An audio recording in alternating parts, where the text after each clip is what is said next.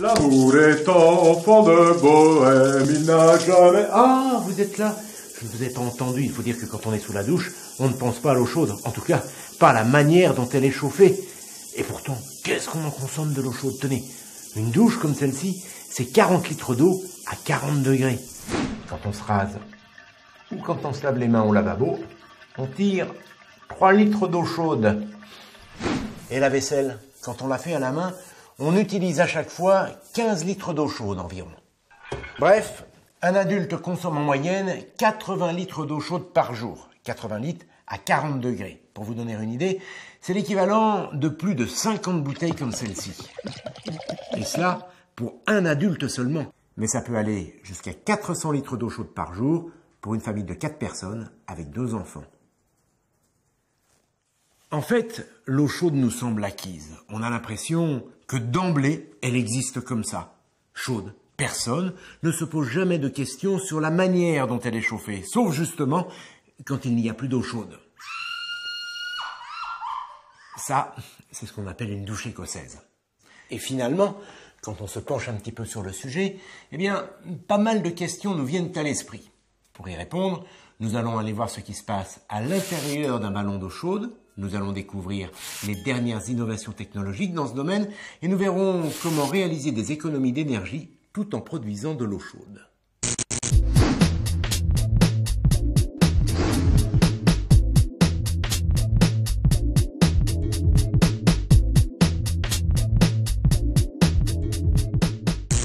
Un chauffe-eau électrique, le fameux ballon d'eau chaude, a 2 fonctions. Chauffer de l'eau et la stocker. La chauffer la nuit, quand les tarifs de l'électricité sont les plus avantageux, et la stocker pour pouvoir la consommer chaude, à température constante, à tout moment de la journée. Alors du ballon d'eau chaude, on a une image un peu simpliste, celle d'un gros réservoir, tout blanc, sans vraiment savoir ce qu'il y a à l'intérieur. Eh bien justement, je vous propose de découvrir ce qu'il y a sous le capot. Un chauffe-eau, pour faire simple, fonctionne un peu comme une grosse bouilloire électrique. Une résistance est immergée dans le bas de la cuve et chauffe l'eau à la température souhaitée grâce à un thermostat. Pour que l'eau reste chaude toute la journée, la cuve est entourée d'une couche de mousse isolante. L'eau chaude est ainsi conservée comme dans une grosse bouteille thermos. Et lorsque l'on prend une douche, on prélève de l'eau chaude qui est automatiquement remplacée par de l'eau froide qui sera à son tour réchauffée durant la nuit suivante. Alors bien sûr, l'une des premières questions qu'on se pose quand on choisit un chauffe-eau porte sur sa capacité.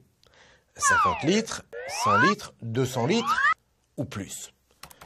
Avant de sortir la calculette, il faut savoir qu'à l'intérieur du ballon, l'eau est chauffée en moyenne à 65 degrés Celsius. Or, personne ne prend une douche à 65 degrés.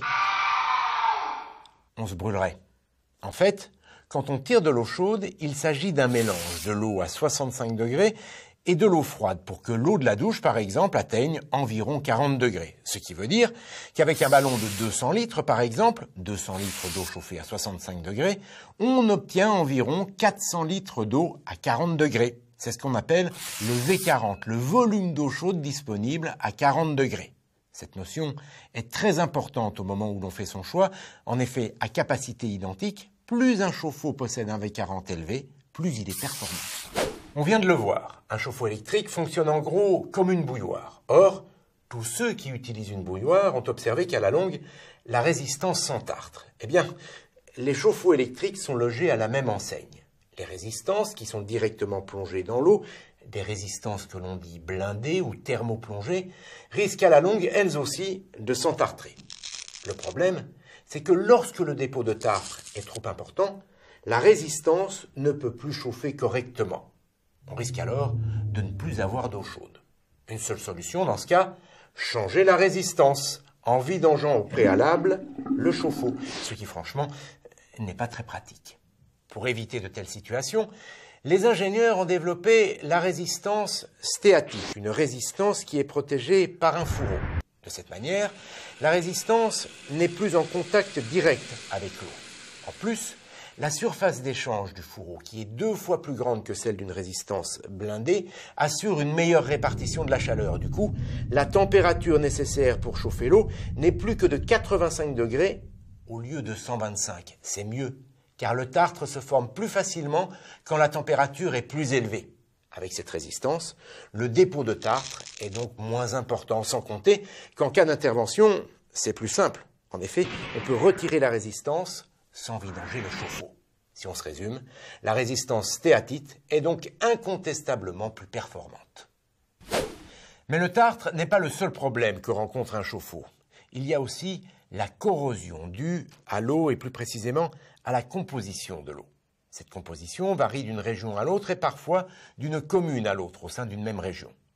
Pour un chauffe-eau, la qualité de l'eau peut se résumer à 2 critères. D'abord, sa dureté ou son degré TH. Plus une eau contient du magnésium et du calcium, plus elle est dure, ce qui est bon pour la protection de la cuve. Ensuite, il y a son caractère corrosif lié à la quantité de nitrate, de chlorure et de sulfate, des éléments qui favorisent la corrosion des métaux. Autrement dit, les cuves étant en acier, les chauffe-eau sont sensibles aux attaques de l'eau. Sans protection, ils peuvent s'oxyder, autrement dit rouiller, puis percer. Pour éviter ce phénomène, on les protège en les recouvrant d'une couche d'émail. Grâce à sa composition, l'émail forme une barrière qui résiste très bien aux changements de température et de pression qui règnent à l'intérieur d'un chauffe-eau. Cela dit, la porosité naturelle de l'émail permet malgré tout à l'eau d'entrer en contact par endroits avec l'acier. Par conséquent, si cette protection par émaillage est nécessaire, elle n'est pas suffisante. C'est la raison pour laquelle elle est toujours couplée à une protection complémentaire. Il en existe plusieurs types et nous allons voir de plus près comment elles fonctionnent. Une des solutions consiste à placer une anode en magnésium dans la cuve. En présence d'eau, un courant électrique apparaît spontanément entre le magnésium et l'acier de la cuve. Sous l'effet de ce courant, l'anode se dissout et le magnésium libéré se dépose sur les parois de la cuve qui s'en trouvent protégées. Le problème, vous l'aurez sûrement deviné, c'est que plus le temps passe, plus l'anode en magnésium se dissout jusqu'à finir par disparaître totalement. Voilà pourquoi on parle d'anode sacrificielle. Plus d'anode, plus de protection, le chauffe-eau finit par percer et vous n'avez plus d'eau chaude. Une autre solution consiste à placer une anode en titane, inusable cette fois. Cette anode est reliée à un générateur qui impose un courant électrique pour capter certains minéraux naturellement présents dans l'eau, le magnésium et le calcium, et les précipiter sur les parois de la cuve pour la protéger. Rassurez-vous, ce courant n'est pas très fort, quelques volts seulement, donc aucun risque d'électrocution. Cette protection offre l'énorme avantage de durer dans le temps, mais pour être efficace, elle nécessite une eau riche en magnésium et en calcium.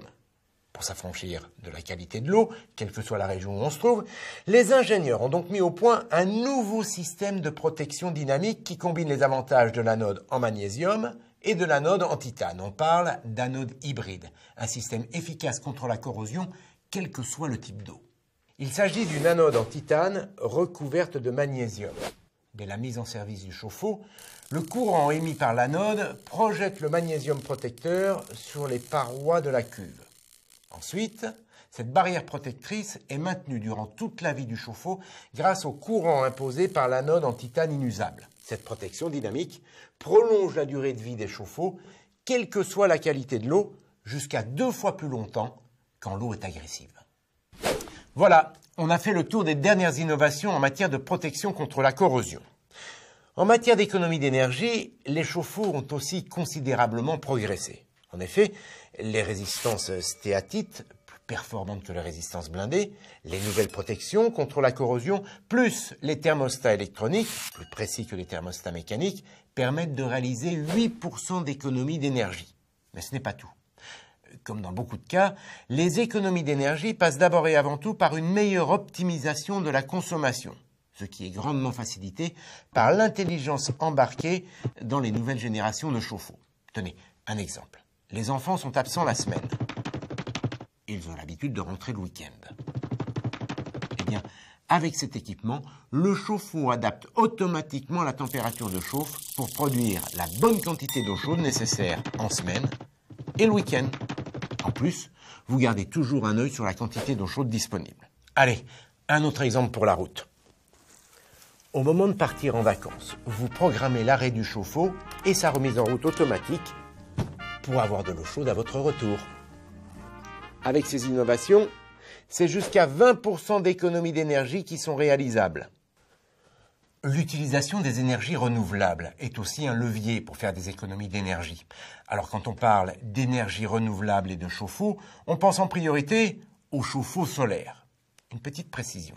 Dans ce cas, l'énergie solaire n'est pas utilisée pour produire de l'électricité, mais pour chauffer l'eau. Les panneaux solaires réchauffent un liquide, de l'eau mélangée à de l'antigel en l'occurrence, qui à son tour va réchauffer l'eau contenue dans la cuve. Cette solution est performante sur le plan énergétique, encore faut-il avoir une toiture ou une terrasse suffisamment ensoleillée. Une autre solution a aujourd'hui le vent en poupe, le chauffe-eau thermodynamique. Le principe est ingénieux, il s'agit de récupérer les calories de l'air pour les transmettre à l'eau. Pour cela, on va utiliser une pompe à chaleur associée à un chauffe-eau qui fonctionne avec un fluide frigorigène. Je vous explique le principe. Au contact de l'air ambiant, le fluide se réchauffe et se transforme en gaz. Il est alors compressé et sa température va atteindre 90 degrés. Eh bien, c'est ce gaz, chaud et sous pression, qui va réchauffer l'eau à l'intérieur de la cuve. Comme le fluide se refroidit, il redevient liquide et il est à nouveau prêt pour recommencer un cycle. Avec ces chauffe-eau thermodynamiques, on peut réaliser jusqu'à 70% d'économie d'énergie. Alors je sais ce que vous allez me dire, ils coûtent plus cher à l'achat que des chauffe-eau classiques. C'est vrai, mais il faut savoir qu'ils bénéficient d'un crédit d'impôt. Ça ne fait pas tout, mais quand on ajoute les économies qu'ils nous font réaliser, eh bien au bout de la 4e année, le surcoût est amorti. Et au-delà, eh bien ces chauffe-eau thermodynamiques deviennent plus rentables. Voilà, vous avez tout sur le chauffe-eau et maintenant quand vous prendrez votre douche, eh bien vous saurez d'où vient l'eau chaude et comment faire des économies d'énergie. Bon, j'y retourne parce que il reste encore un peu de mousse. I'm singing in the rain, la la.